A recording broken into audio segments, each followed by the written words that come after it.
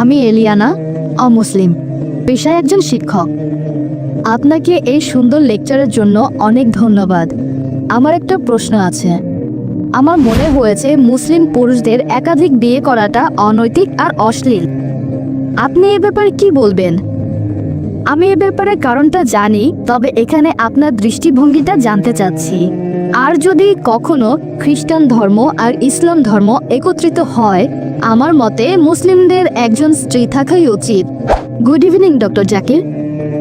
আমার নাম মেরিল ডিসোজা, বোম্বে থেকে এসেছি। প্রথমেই আপনার এই সুন্দর লেকচারের জন্য অনেক ধন্যবাদ। আরেকটা কথা না বলেই পারছি না, গত কয়েক বছর ধরে আমি টেলিভিশনে মোটামুটি নিয়মিতভাবে আপনার লেকচারগুলো শুনি। কলেজে ভর্তি হবার পরে আমি আপনার লেকচারগুলোর সাথে পরিচিত হই। আজকে আমি আপনাকে একটা প্রশ্ন করতে চাই। তার আগে আমি দুইটা বিষয়ে কথা বলবো। আপনি আজকের লেকচারে বলেছেন, একটা হলো ঈশ্বরের সাথে কাউকে শরীক করা, এটা পাপ কাজ, এটা সবচেয়ে বড় পাপ। দ্বিতীয় বিষয়টা হলো প্রার্থনা করার নিয়ম। আপনি তখন বলেছিলেন যে মুসলিমরা প্রার্থনার সময় কপাল মাটিতে ঠেকায় আর আপনারা শরীরকে বিনীত করেন। আমি বোম্বে শহরেই বড় হয়েছি, এখানে দেখেছি, আর আমি নিজেও ব্যাপারটা সম্পর্কে পরিষ্কার হতে চাই। সেটা হলো দরগা বা মাজারের বিষয়টা। মুসলিমরা সেখানে যায়, এই ব্যাপারে আপনি কি বলবেন? গুড ইভিনিং ডক্টর, আমার নাম ড্যানিয়েল, একজন ছাত্র। পবিত্র কোরআনের 7 নম্বর সূরার 54 নম্বর আয়াতে বলা হয়েছে যে আল্লাহ আকাশমণ্ডলী আর পৃথিবী সৃষ্টি করেছেন 6 দিনে। আর 41 নম্বর সূরা আয়াত 9 থেকে 12 পরিষ্কারভাবে বলা হয়েছে যে আল্লাহ তাআলা আকাশমণ্ডলী আর পৃথিবী সৃষ্টি করেছেন 8 দিনে। আপনি এ ব্যাপারে কি বলবেন? আসসালামু আলাইকুম ডক্টর নায়েক, আমার নাম নবী, আমি পেশায় একজন ইঞ্জিনিয়ার। খ্রিস্টানদের বাইবেলে অধ্যায় 53 এখানে একজন নিপীড়িত দাসের কথা বলা হয়েছে, যে দাস কষ্ট ভোগ করেছে, অত্যাচারিত, ক্ষতবিক্ষত, যে মারা গেছে, সে তার জীবন দিয়েছে মানুষজাতির সবার করা পাপ কাজের জন্য। আপনি কি আমাদের বলবেন এখানে ঈশ্বরের এই দাস আসলে কে? ধন্যবাদ। বাইবেলের উদ্ধৃতি দিলেন বুক অফ আইজায়া যে আল্লাহর একজন রাসূল আসবেন, তিনি মানুষের পাপের জন্য মারা যাবেন ইত্যাদি এরকম কথা।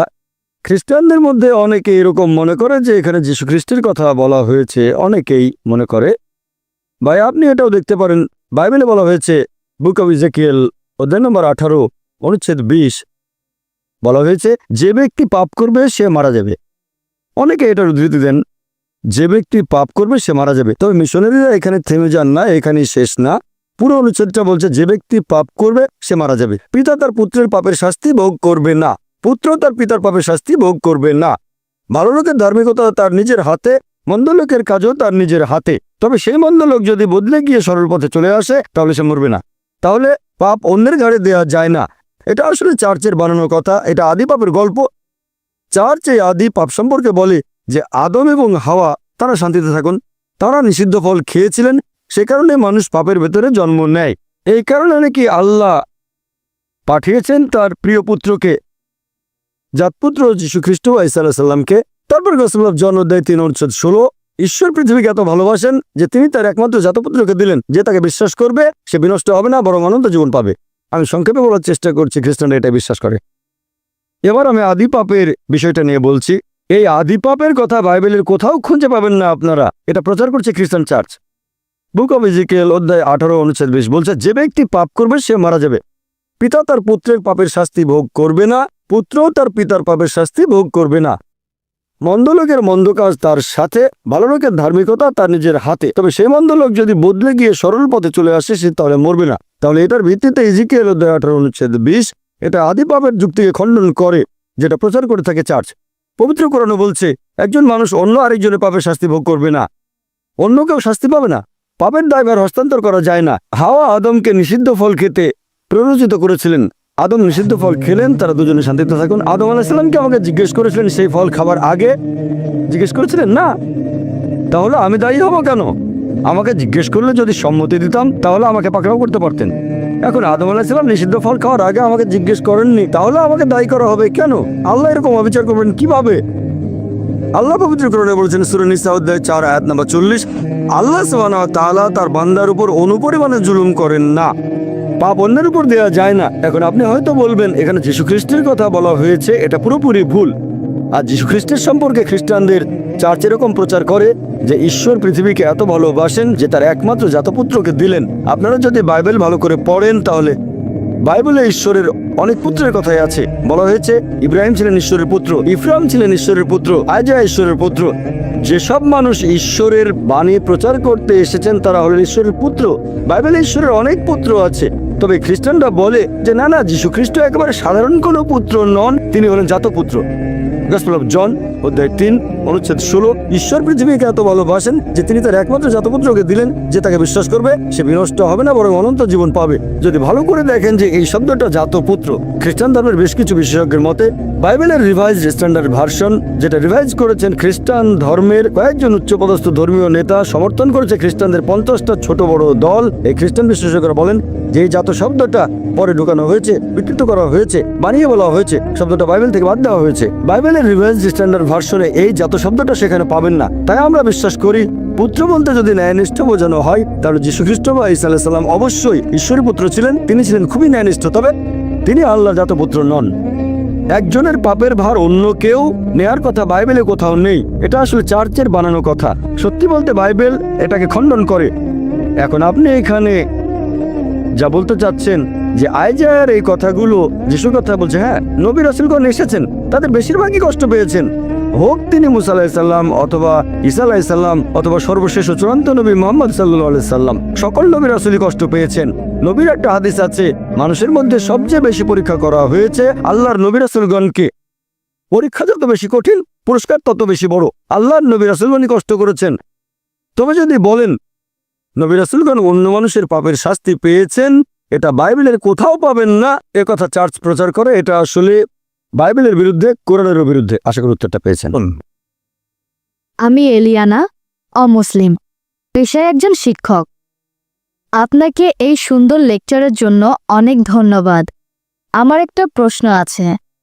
আমার মনে হয়েছে মুসলিম পুরুষদের একাধিক বিয়ে করাটা অনৈতিক আর অশ্লীল। আপনি এ ব্যাপারে কি বলবেন? আমি এ ব্যাপারে কারণটা জানি, তবে এখানে আপনার দৃষ্টিভঙ্গিটা জানতে চাচ্ছি। আর যদি কখনো খ্রিস্টান ধর্ম আর ইসলাম ধর্ম একত্রিত হয়, আমার মতে মুসলিমদের একজন স্ত্রী থাকাই উচিত। বোন খুব সুন্দর প্রশ্ন করেছেন, খুবই কমন প্রশ্ন, খুবই গুরুত্বপূর্ণ প্রশ্ন। আপনি বললেন যে আপনার কাছে মনে হয় মুসলিম পুরুষদের একাধিক বিয়ে করাটা হচ্ছে একটা অনৈতিক কাজ, আর আপনি বললেন যে খ্রিস্টান এবং মুসলিমরা যদি কখনো একতাবদ্ধ হয় তাহলে খুব ভালো হবে। আমিও সেটাই করতে চাই। তো একতাবদ্ধ হবে সত্যের উপর ভিত্তি করে, মিথ্যার উপর নয়। কোরআন হচ্ছে এই পৃথিবীর বুকে একমাত্র ধর্মগ্রন্থ যেটা বলছে মাত্র একটা বিয়ে করো।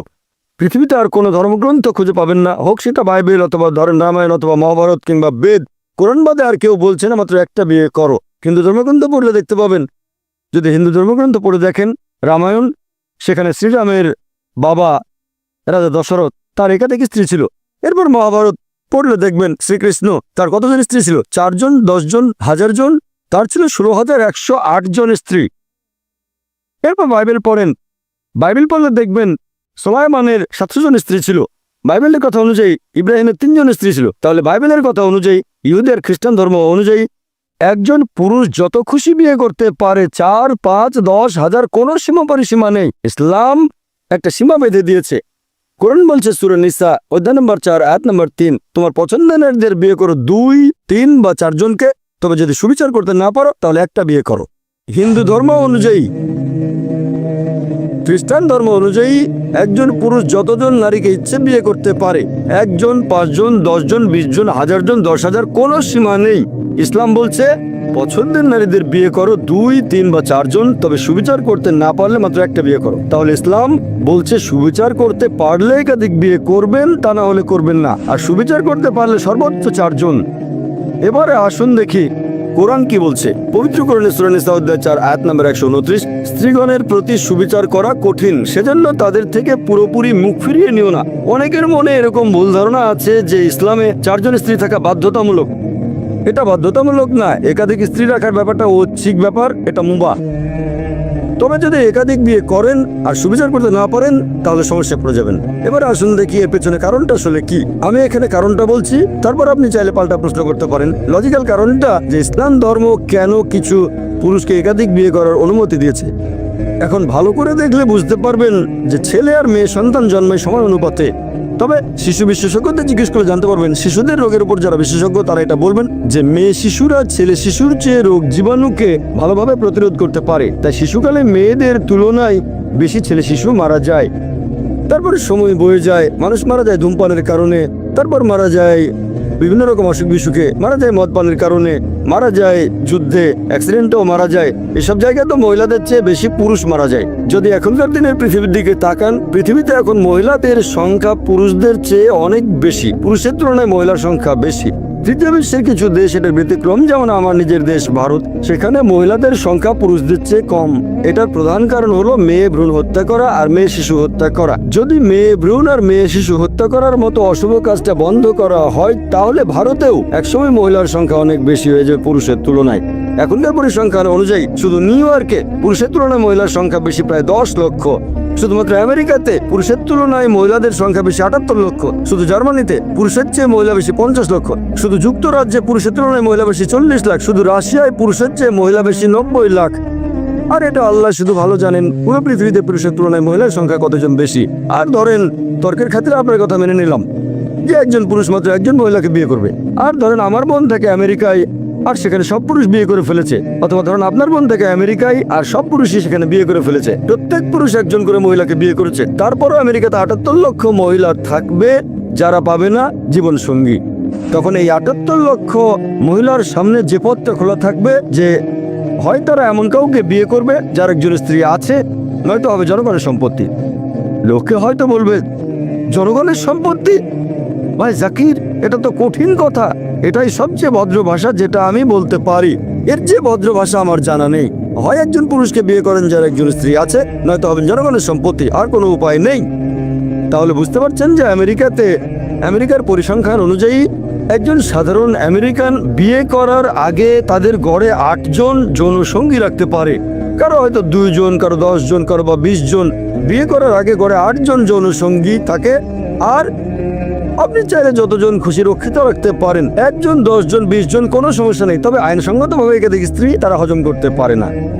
যে কোনো ভদ্রমহিলাকে জিজ্ঞেস করেন, যদি কেউ একজন পুরুষের আইনসম্মত দ্বিতীয় স্ত্রী হয়, সে নিরাপত্তা পাবে, সম্মান পাবে, তার অধিকারগুলো পাবে। আর রক্ষিত হলে সেখানে কোনো সম্মান নেই, কোনো অধিকার নেই, তাকে নিচু করা হয়েছে। তাহলে ইসলাম মানবজাতির সমস্যাগুলোর সমাধান দেয়। বর্তমানে পৃথিবীতে পুরুষের চেয়ে মহিলার সংখ্যা অনেক বেশি। আমার মতে ইসলাম ধর্ম কিছু পুরুষকে একাধিক বিয়ে করার অনুমতি দিয়েছে যাতে করে মহিলারা ভদ্রভাবে থাকতে পারে। তা না হলে এটা সম্ভব নয়। আমি আপনার সঙ্গে একমত। আপনার কথাটা আমি মানি বোন যে একজন মহিলা তার স্বামীকে শেয়ার করতে চাইবে না। আমি আপনার সঙ্গে একমত, মহিলারা স্বামীকে শেয়ার করতে চাইবে না কখনোই। আর সাধারণ পরিস্থিতিতে কোনো মহিলাই চাইবে না যে তার স্বামী আরেকটা বিয়ে করুক। তবে ইসলামিক শরিয়া বলছে একটা বড় ক্ষতি ঠেকানোর জন্য ছোট ক্ষতি হওয়া ভালো। একজন ভালো মুসলিম মহিলা যে পৃথিবীর অবস্থা জানেন, সেই ছোট ক্ষতি মেনে নিতে আপত্তি করবে না। মানে স্বামীকে শেয়ার করা যাতে বড় ক্ষতি ঠেকানো যায়, অর্থাৎ আরেকজন বোনকে যেন জনগণের সম্পত্তি না হতে হয়। হ্যাঁ বল, আর কিছু বলবেন? আমি এটাকে অনৈতিক বলছি, কারণ যে মহিলার একাধিক পুরুষ সঙ্গী থাকে সে একজন খারাপ মহিলা, কিন্তু একজন পুরুষের একাধিক স্ত্রী থাকলে সেখানে কোনো সমস্যা নেই, তাই না? এই প্রশ্নটা খুব সুন্দর বোন। আপনি প্রশ্ন করলেন যে কোনো পুরুষের একাধিক স্ত্রী থাকলে সে কি ভালো মানুষ? না, একজন পুরুষের একাধিক স্ত্রী থাকলে কোনো সমস্যা নেই, তবে একাধিক স্ত্রী থাকলেও সে খারাপ হতে পারে। যেমন ধরেন আমেরিকায় কারো রক্ষিতা আছে হয়তো 4 জন, 5 জন, অথবা 10 জন। এমনকি ভারতেও সে একজন ভালো লোক না, তবে সে যদি হয় আইনসম্মত স্ত্রী, যদি সে বিয়ে করে, বিয়ের সময় তাকে প্রাপ্য অধিকারগুলো দেওয়া হবে, মোহর দেওয়া হবে, একই সময় সুবিচার করা হবে, তাহলে সে ভালো মানুষ। তবে আপনার পাল্টা প্রশ্ন যে মহিলারা কেন একাধিক পুরুষকে বিয়ে করতে পারে না, ঠিক এটাই তো আপনার প্রশ্ন, যে মহিলারা কেন একাধিক বিয়ে করতে পারে না, এই তো? আসলে আমি বলতে চাচ্ছি, যদি মহিলাদের সংখ্যা কমে যায় আর পুরুষের সংখ্যা বেড়ে যায়, তাহলে একজন মহিলার 2-3 জন স্বামী থাকতে পারে। সুন্দর প্রশ্ন করেছেন যে যদি এরকম হয়, তবে আল্লাহ সুবহানাহু ওয়া তাআলা আমাদের সৃষ্টিকর্তা, তিনি অনেক ভালো জানেন আমাদের চেয়ে, তিনি আমাদের স্রষ্টা। এখানে কারণটা হচ্ছে কারণটা হচ্ছে আল্লাহ মহিলাদের শক্ত করে বানিয়েছেন। মহিলারা মেডিকেলি পুরুষের চেয়ে অনেক বেশি শক্ত। এটা কি জানেন? আমি একজন মেডিকেল ডাক্তার। মেডিকেলি মহিলারা পুরুষের চেয়ে অনেক বেশি দিন বাঁচে। আমরা ভাবে পুরুষের শক্তি বেশি, শরীরের জোরটা একটু বেশি, তবে মেডিকেলি মহিলাদের শক্তি বেশি। মহিলারা অনেক দিন বেশি বাঁচে। মহিলাদের গড়ায়ু পুরুষের আয়ুর চেয়ে কয়েক বছর বেশি। শিশুকালেও মেয়েরা তুলনায় কম মারা যায়।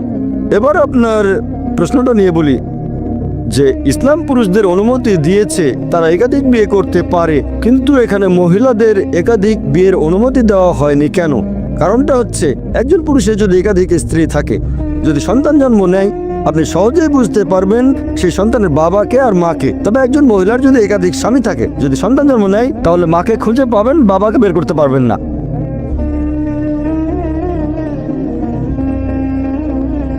তারপর সন্তানকে স্কুলে ভর্তি করতে যাবেন, এর বাবার নাম কি? তখন হয়তো দুটো নাম দিতে হবে।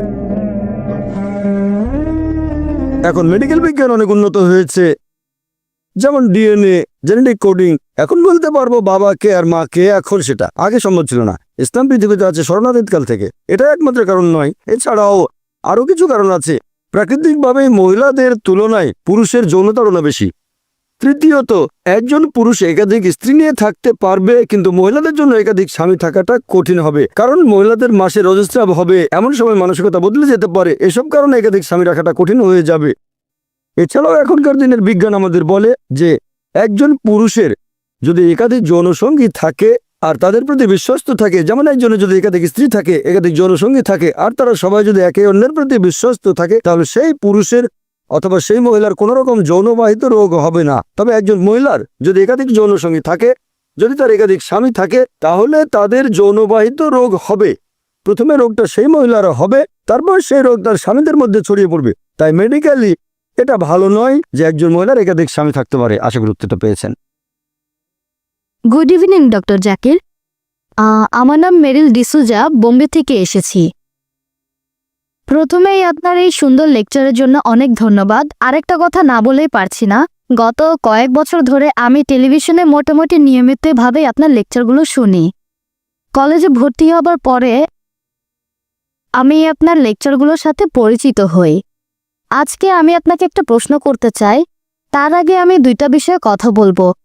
আপনি আজকের লেকচারে বলেছেন, একটা হলো ঈশ্বরের সাথে কাউকে শরিক করা, এটা পাপ কাজ, এটা সবচেয়ে বড় পাপ। দ্বিতীয় বিষয়টা হলো প্রার্থনা করার নিয়ম। আপনি তখন বলেছিলেন যে মুসলিমরা প্রার্থনার সময় কপাল মাটিতে ঠেকায় আর আপনারা শরীরকে বিনীত করেন। আমি বোম্বে শহরেই বড় হয়েছি, এখানে দেখেছি, আর আমি নিজেও ব্যাপারটা সম্পর্কে পরিষ্কার হতে চাই। সেটা হলো দরগা বা মাজারের বিষয়টা। মুসলিমরা সেখানে যায়, এ ব্যাপারে আপনি কি বলবেন?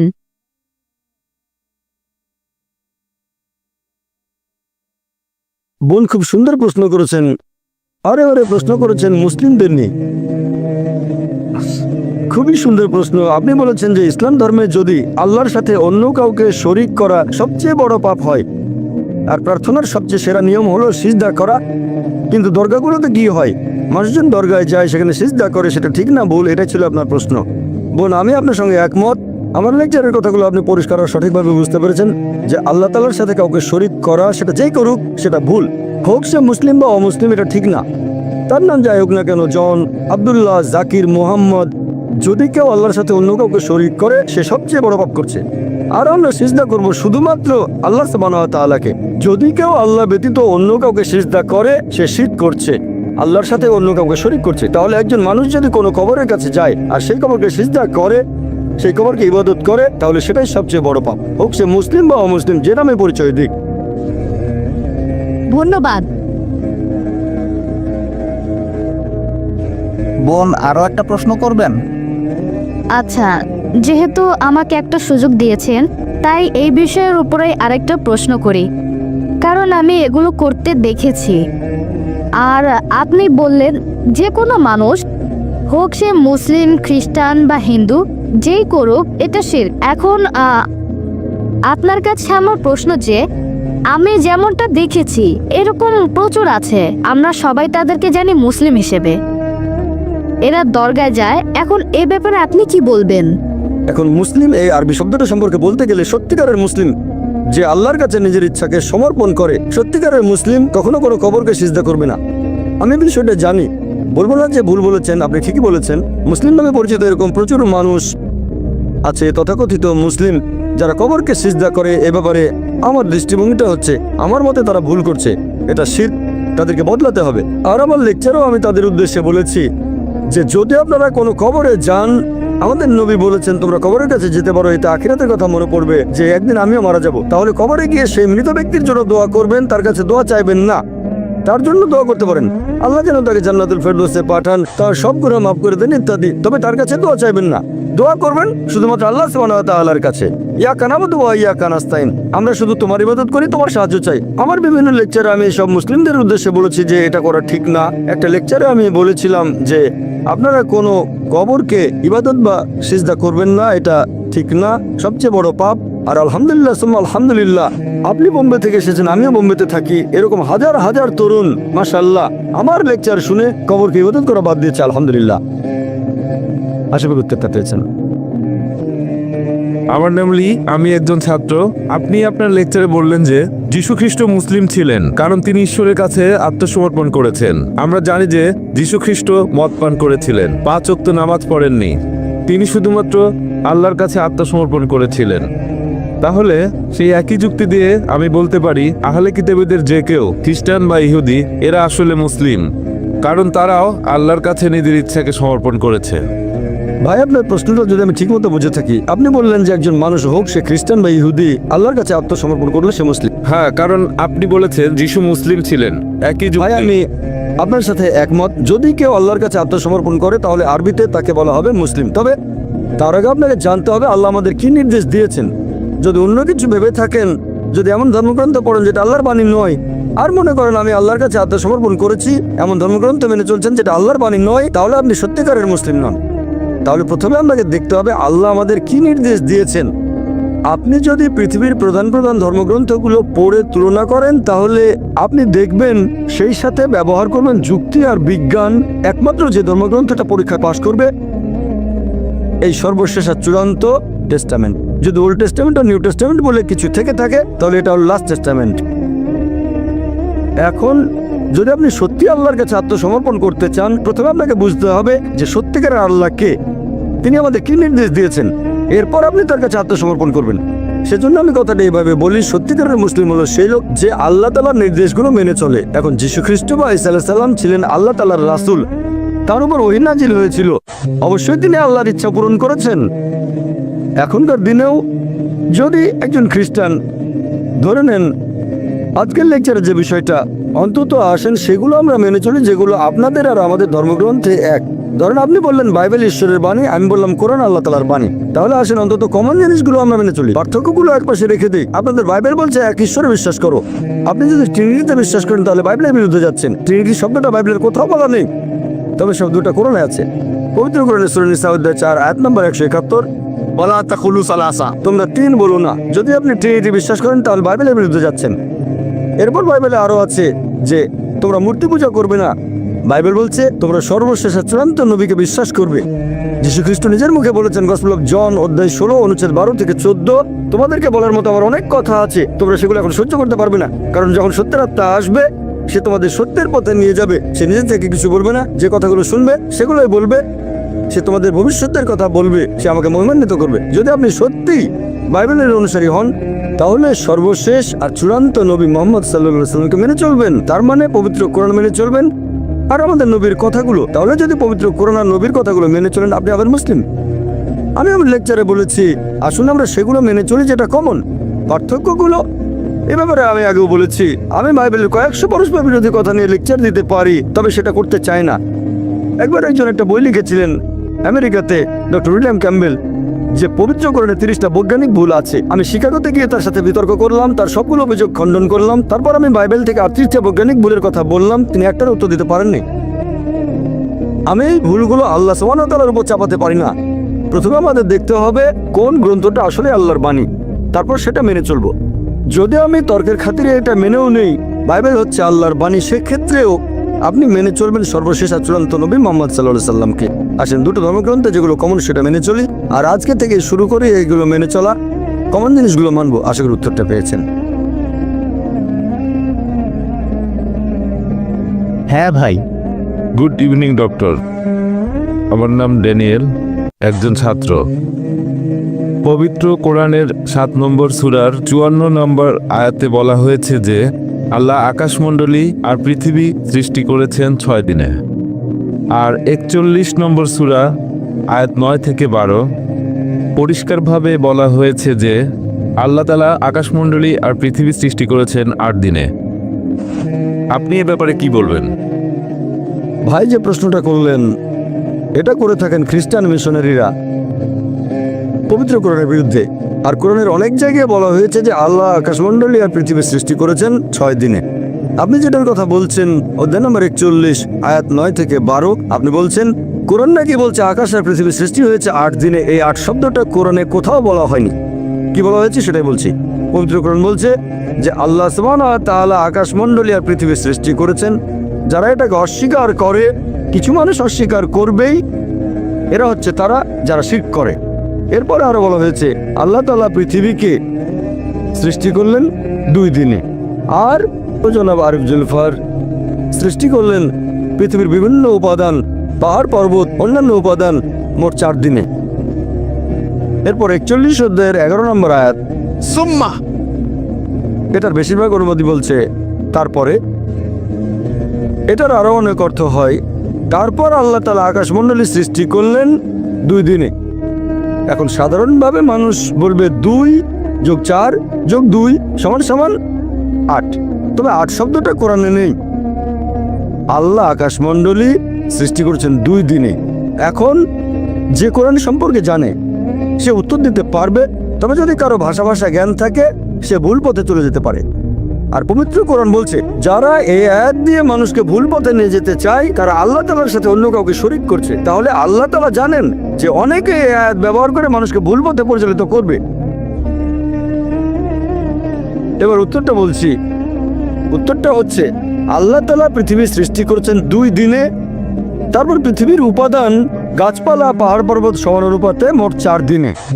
সুম্মা, আরবি সুম্মা শব্দের আরেকটা মানে হচ্ছে একই সাথে। এর একটা মানে হলো তারপর হতে পারে, একসাথেও হতে পারে। তাহলে একই সাথে আল্লাহ সুবহানাহু ওয়া তাআলা আকাশমণ্ডলী সৃষ্টি করেছেন 2 দিনে। যেমন ধরেন আমি আপনাকে বললাম আমি একটা বড় বিল্ডিং তৈরি করব 30 তলা উঁচু মোট 6 মাসে। এটাই আমার কথা। এখন আপনি যদি খুঁটিয়ে দেখেন যে আমি সেই বিল্ডিং এর ভেতরটা তার মানে তৈরি করব ফাউন্ডেশন 2 মাসে, আর স্ট্রাকচার সেখানে 4 মাস, পুরো 30 তলা। একই সাথে যখন তৈরি করছি ফাউন্ডেশন তখন কম্পাউন্ডের প্রাচীরও তুলে ফেললাম 2 মাসে। তাহলে যখন আমি ফাউন্ডেশন তৈরি করছি একই সাথে প্রাচীর তুলছি আমি, তার মানে এই না যে 2 যোগ 4 যোগ 2 সমান 8 মাস। অর্থাৎ যখন ফাউন্ডেশন তৈরি করছি তখন একই সাথে আমি কম্পাউন্ডের প্রাচীরও তুলছি। তাহলে আমার বিল্ডিংটা তৈরি হচ্ছে 6 মাসে 8 মাসে না। আর একই সাথে আল্লাহ তাআলা বলেছেন যখন তিনি পৃথিবী সৃষ্টি করলেন একই সাথে আকাশমণ্ডলীও সৃষ্টি করলেন। এখন 2 দিনে পৃথিবী আর একই সাথে আল্লাহ আকাশমণ্ডলীও সৃষ্টি করলেন। সেজন্য আল্লাহ পবিত্র কোরআনে বলেছেন সূরা আম্বিয়া অধ্যায় নম্বর 21 আয়াত নম্বর 30, আওয়ালাম ইয়ারাল্লাযিনা কাফারু, অবিশ্বাসীরা কি এটা দেখে না আন্না সামাওয়াতি ওয়াল আরদা কানাত রাতকান ফাতাকনাহুমা, আকাশমণ্ডলী ও পৃথিবী ওতপ্রোতভাবে মিশেছিল, আমি তাদের আলাদা করে দিলাম। তাহলে আল্লাহ পৃথিবী আর আকাশমণ্ডলী সৃষ্টি করেছেন একই সাথে, ফাতাকনাহুমা, আমি তাদের আলাদা করে দিলাম। এখানে আসলে বিগ ব্যাং এর কথা সংক্ষেপে বলা হয়েছে। এখন বিগ ব্যাং থিওরি আমাদের বলে যে পুরো বিশ্ব জগৎ প্রথমে ছিল একটা বিন্দু, তারপর বিস্ফোরণে সবকিছু আলাদা হয়ে গেল, তারপর তৈরি হলো গ্যালাক্সি, নক্ষত্র, বিভিন্ন গ্রহ, পৃথিবী, আমরা এখন যেখানে আছি। তাহলে বিগ ব্যাং এর ভিত্তিতে বিজ্ঞান কোরআনের সাথে দ্বিমত পোষণ করেনি যে আকাশমণ্ডলী যখন সৃষ্টি হয়েছে পৃথিবীও একই সাথে সৃষ্টি হয়েছে। এখানে প্রথম 2 দিন আর শেষ 2 দিন আসলে একই সাথে, এটা পরস্পর বিরোধী নয়। বলতে পারেন পুঙ্খানুপুঙ্খ রূপে। পুঙ্খানুপুঙ্খ মানে এখানে অন্যান্য বিষয়গুলো আছে, এটা পরস্পর বিরোধী না। পরস্পর বিরোধী মানে দুটো জিনিস একে অন্যের বিপরীত। পুঙ্খানুপুঙ্খ মানে অন্যান্য বিবরণগুলো দেয়া। যেমন ধরেন আমি আপনাকে বললাম যে আপনি সৎ, আগামীকাল বললাম আপনি খুব দয়ালু, এটা পরস্পর বিরোধী না, এটা পুঙ্খানুপুঙ্খ। আপনি সৎ পাশাপাশি আপনি দয়ালু। তবে পরে যদি বলি আপনি অসৎ, সেটা পরস্পর বিরোধী হবে। এই আয়াতে পবিত্র কোরআনে বিস্তারিত বলা হয়েছে এই 6 দিনে কিভাবে সৃষ্টি হয়েছে। প্রথম 2 দিনে পৃথিবী, একই সাথে আকাশমণ্ডলী, আর তারপর 4 দিনে পৃথিবীর উপরের উপাদানগুলো যেমন পাহাড় পর্বত গাছপালা সব সমান অনুপাতে। আশা করি উত্তরটা পেয়েছেন।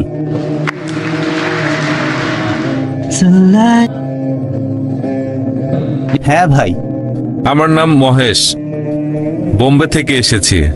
আমি গত 6 বছর ধরে দুবাই আর অন্যান্য দেশে আপনার লেকচার শুনতে গিয়েছি। আজকেও আপনি খুব সুন্দরভাবে বিভিন্ন বিষয় নিয়ে কথা বললেন। আমি খালিজ টাইমসে ইসলামিক ফোকাস নিয়মিতভাবে পড়ি, আর আমি পবিত্র কোরআন পড়েছি যখন সৌদি আরবে ছিলাম। আপনি কি একটু ব্যাখ্যা করে বলবেন যে তাকওয়া জিনিসটা আসলে কি, আর কোরআনের সূরা আল ফাতিহা? ভাই মাশাআল্লাহ, ভাই মহেশ বোম্বে থেকে এসেছেন, আমিও থাকি বোম্বে। আপনি আমার লেকচার শুনছেন 6 বছর ধরে। আরেক বোনও বললেন মাশাআল্লাহ, তিনিও কয়েক বছর ধরে আমার লেকচার শুনছেন।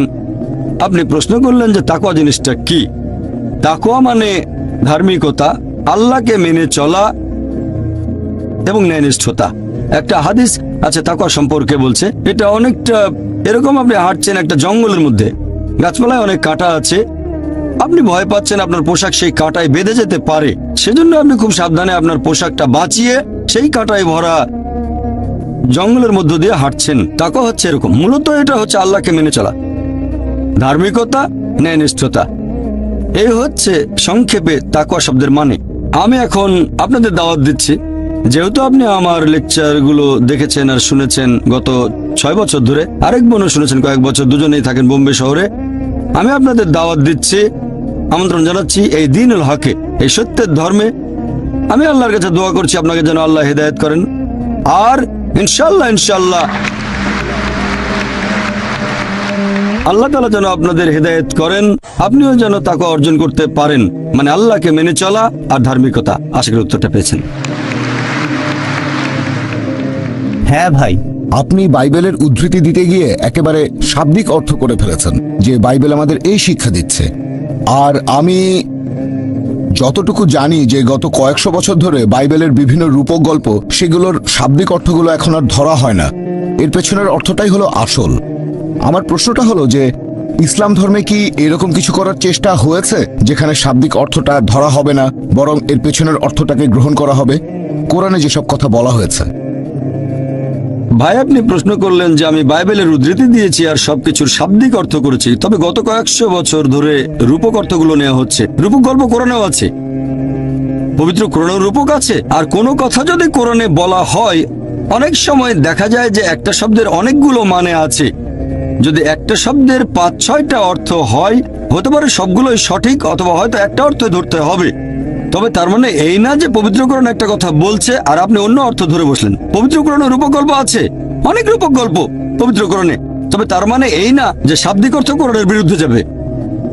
তাহলে কোরআন যেটা বলছে, বাইবেল যেটা বলছে, যেমন মূল যে ইনজিল, যীশু খ্রিস্টের উপর যে আসমানি কিতাব নাজিল হয়েছিল, সেটা পাঠানো হয়েছিল দিক নির্দেশনা হিসেবে, সেটা উল্লেখ করা হয়েছে, সেটা মেনে চলতে হবে। হ্যাঁ, অনেক সময় হতে পারে যে অন্য আরো কিছু অর্থ হয় আর সেগুলো সঠিক, তার মানে এই না যে সাধারণ যে অর্থটা সেটা বাদ দিতে হবে। হ্যাঁ ভাই বলেন। আমি উদাহরণ দিচ্ছি, যেমন আপনি লেভিটিকাসের উদ্ধৃতি দিয়েছেন আমাদের পোশাকের ব্যাপারে, যেটা আছে খ্রিস্টান ধর্মে, তবে পরবর্তীতে যীশু খ্রিস্ট বলেছেন শুধু শালীনতা বজায় রাখতে, আমরা শালীন হয়ে চলব। এখনকার দিনে খ্রিস্টানরা শাব্দিক অর্থটা নাও নিতে পারে, পুরো শরীর ঢাকছে না, অথবা তারা ঢিলাঢালা পোশাক পরছে না। আমরা আধুনিক সমাজে বাস করি, এখানে শালীনতার অর্থ অন্যরকম হতে পারে, এইরকম আর কি। খুব সুন্দর। আমি আসলেই আপনার প্রশ্নটা পছন্দ করেছি। আপনারা প্রশ্ন করলে আমি উত্তর দেওয়ার যথাসাধ্য চেষ্টা করব। ভাই একটা উদাহরণ দিলেন যে আমি লেভিটিকাস থেকে বলেছি, আসলে লেভিটিকাসের উদ্ধৃতি না, বলেছিলাম ডিউটেরোনমি অধ্যায় 22 অনুচ্ছেদ 5, যেখানে শালীনতা সম্পর্কে বলা হয়েছে 1 তিমোথী অধ্যায় 2 অনুচ্ছেদ 9, তারপর 1 করিন্থিয়ান্স অধ্যায় 11 অনুচ্ছেদ 5 থেকে 7 শালীনতা। এখন আপনি আমাকে বলছেন বাইবেলে যীশু খ্রিস্ট যখন বলছেন শালীনতা বজায় রাখতে হবে, এখানে শাব্দিকভাবে হলেও তিনি পোশাকের কথা বলেননি, বলেছেন সমাজের শালীনতার কথা। এটা হচ্ছে আপনার ব্যাখ্যা বাইবেল সম্পর্কে। আসুন দেখি যীশু খ্রিস্ট নিজের মুখে কি বলেছেন। যীশু খ্রিস্ট তার নিজের মুখে বলেছেন, গসপেল অফ ম্যাথিউ অধ্যায় নাম্বার 5 অনুচ্ছেদ 17 থেকে 20, এটা ভেবো না যে আমি নবীগণের বিধি ব্যবস্থা ধ্বংস করতে এসেছি। আমি ধ্বংস করতে আসিনি, বরং পূরণ করতে এসেছি। আকাশমণ্ডলে পৃথিবী লোপ না হওয়া পর্যন্ত এই বিধি ব্যবস্থার বিন্দু বিসর্গ লোপ হবে না, সবই পূরণ হবে। কেউ যদি এসব আদেশের মধ্যে সামান্য আদেশ অমান্য করে আর অন্যকে তা করতে শেখায়, তাহলে সে স্বর্গরাজ্যে তুচ্ছ বলে গণ্য হবে। আর যারা এই বিধি ব্যবস্থা পালন করে আর অন্যকে তা করতে শেখায়, তারা স্বর্গরাজ্যে মহান বলে গণ্য হবে। যদি তোমাদের ন্যায়নিষ্ঠতা শিক্ষক আর ফরিসীদের ন্যায়নিষ্ঠতা থেকে বেশি না হয়, তাহলে তোমরা স্বর্গরাজ্যে প্রবেশ করতে পারবে না। এখানে আমি কিং জেমস ভার্সনের অনুবাদটা পড়ে শোনালাম, মেমোরি থেকে বললাম।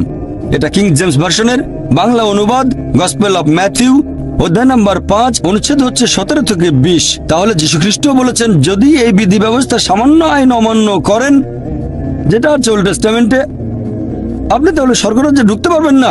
এখন ওল্ড টেস্টামেন্টে বলা হয়েছে মহিলারা এমন কোনো পোশাক পরবে না যেটা পুরুষেরা পরে, আর পুরুষেরা এমন কোনো পোশাক পরবে না যেটা মহিলারা পরে থাকে। আর আপনি আমাকে বললেন যে ভাই জাকির, এটা আসলে শাব্দিক অর্থ।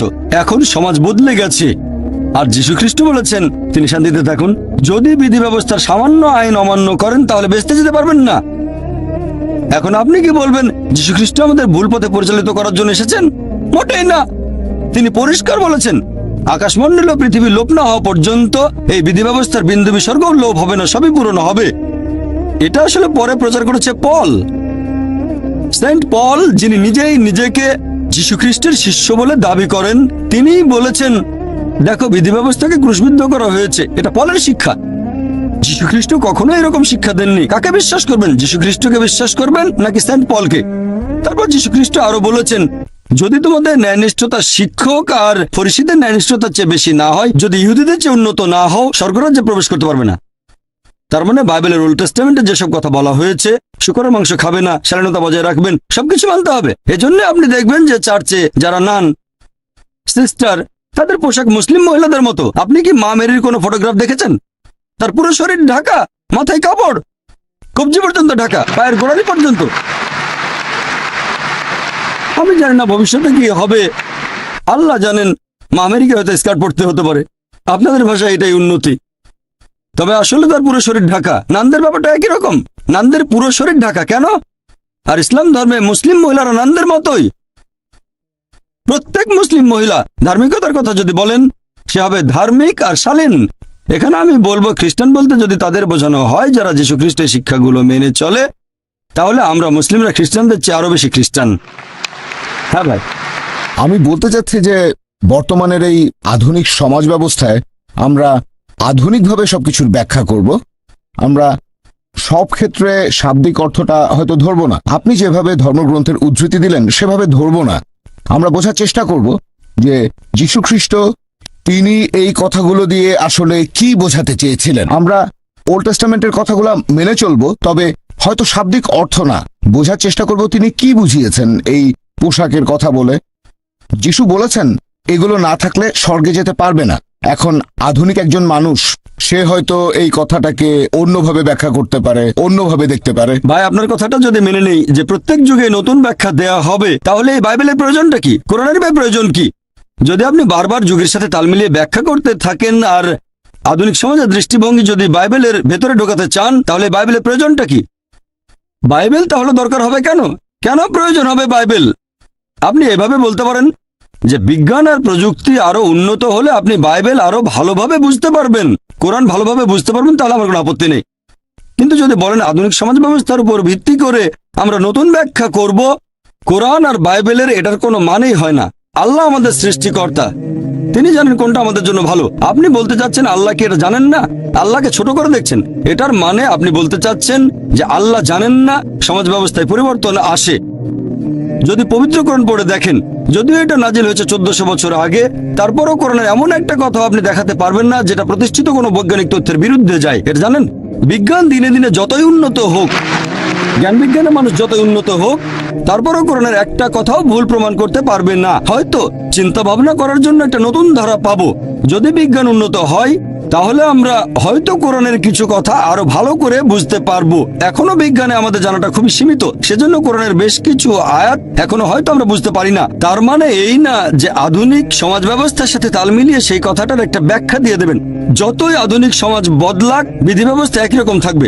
মহিলারা হিজাব পালন করবে, পুরুষরা দৃষ্টি সংযত রাখবে। কানাডার মতো ঘটনা ঘটবে না, সেখানে এখন পুরুষ পুরুষকে বিয়ে করে। ইসলাম ধর্ম সবসময় সংখ্যাগরিষ্ঠতায় বিশ্বাস করে না, বিশ্বাস করে সত্যকে। সত্য জিতবে, বিজয়ী হবেই।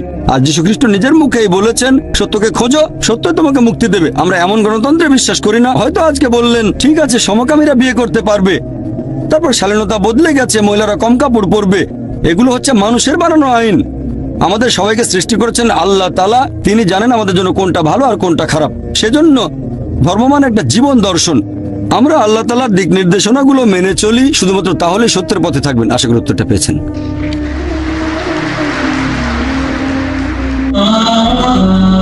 হ্যাঁ বোন। আসসালামু আলাইকুম।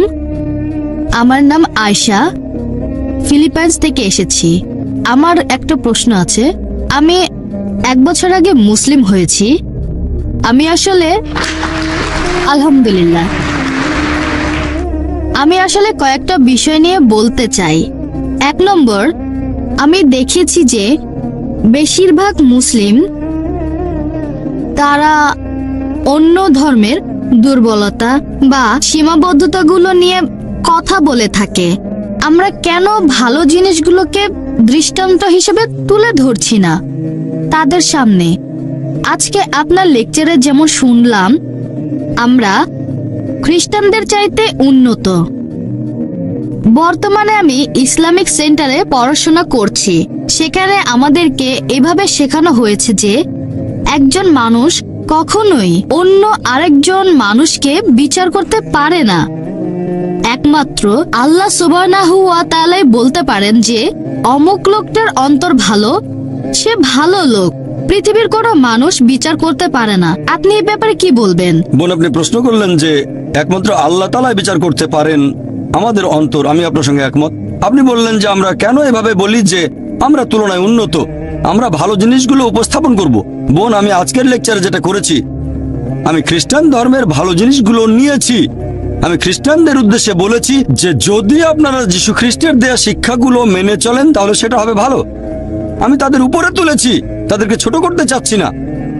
আপনি আমার কথাগুলো বুঝতে পারেননি। আমি আসলে বোঝাতে চেয়েছি, যখন এই কথাটা বলেছিলাম যে খ্রিস্টান বলতে যদি তাদের বোঝায় যারা যীশু খ্রিস্টের শিক্ষাগুলো ভালোভাবে মেনে চলে, তাহলে আমরা মুসলিমরা খ্রিস্টানদের চেয়ে আরো বেশি খ্রিস্টান। কোরআনের আয়াত মেনে আমি বলার চেষ্টা করেছি, تعالوا إلى كلمة سواء بيننا وبينكم। এসো সেই কথায় যা তোমাদের ও আমাদের মধ্যে এক। আমি কখনোই বলিনি যে আমরা তাদের চেয়ে উন্নত, বলেছি বাইবেলকে তাদের চেয়ে বেশি মানি, এটাই বলেছি। তারপর বলেছি আপনারাও কেন বাইবেলের কথাগুলো মেনে চলেন না, অন্তত সেগুলো মানেন যেটা কমন।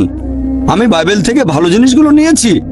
যদি আপনাদের বাইবেল বলে যে শালীনতা বজায় রাখো, মহিলারা মাথায় কাপড় দেবে, মহিলারা পর্দার আড়ালে থাকবে, মহিলারা শালীন হবে, আমি বলছি আপনারা শালীন থাকছেন না কেন? কখন প্রমাণ করার চেষ্টা করলাম যে আমরা হচ্ছি উন্নত তাদের চেয়ে?